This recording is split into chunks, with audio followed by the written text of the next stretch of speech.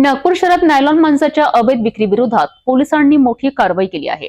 Ajni police ठाण्याच्या तपास पथकाने सापळा रचून ई रिक्षातून नायलॉन मांजा विक्रीसाठी नेणाऱ्या 2 तरुणांना अटक केली असून सुमारे 3.5 लाख रुपयांचा मुद्देमाल जप्त करण्यात आला आहे। रविवारी पोलीस ठाणे अजनी येथील तपास पथक पेट्रोलिंग करीत असताना गुप्त बातमीदारामार्फत माहिती मिळाली की एका ई रिक्षामधून शासनाने प्रतिबंधित केलेला नायलॉन मांजा विक्रीसाठी नेण्यात येत आहे।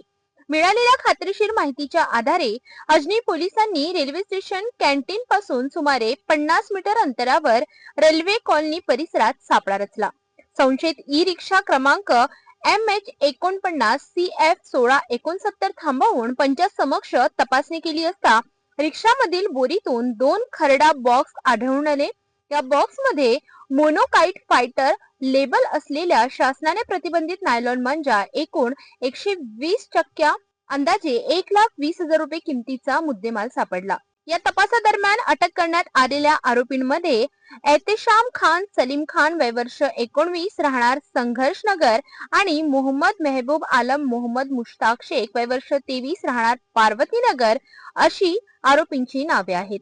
आरोपींकडून नायलॉन मांजा 2 मोबाईल फोन आणि ई रिक्षा असा एकूण 3,40,000 रुपयांचा मुद्देमाल जप्त करण्यात आलाय। या प्रकरणी आरोपींविरोधात भारतीय न्याय संहितेच्या कलम 223 सह पर्यावरण संरक्षण अधिनियम 1986 च्या कलम 5 आणि 15 अन्वये गुन्हा अजनी पोलीस ठाण्यामध्ये दाखल करण्यात आला असून पुढील तपास सुरू आहे। 2 इसम एहतेशाम खान सलीम खान वय 19 वर्ष राहणार संघर्षनगर टिपू सुलतान चौक मतीन किराणा स्टोअर समोरील गल्ली सायरा शेख यांच्या घरी किरायाने यशोधरा नगर नागपूर। तसेच आरोपी क्रमांक 2 मोहम्मद मेहबूब आलम मोहम्मद मुस्ताक शेख वय 23 वर्ष राहणार माजरी पार्वती नगर फुलबगीचा पाण्याच्या टाकीजवळ असे नागपूर ई रिक्षामध्ये शासनाने प्रतिबंधित केलेला नायलॉन मांजा असलेले साबूत चक्री बंडल असलेले मुद्देमाल त्यांच्या ताब्यात मिळून आला।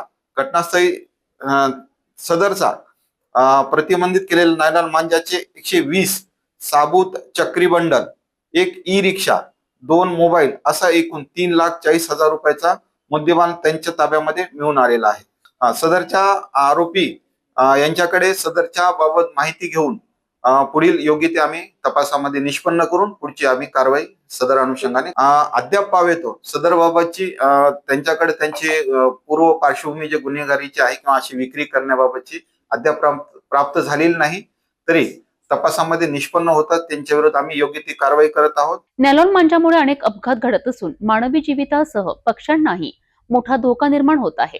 अशा प्रकारच्या अवैध व्यवसायावर कठोर कारवाई सुरूच राहणार असल्याचा इशारा पोलिसांनी दिला आहे।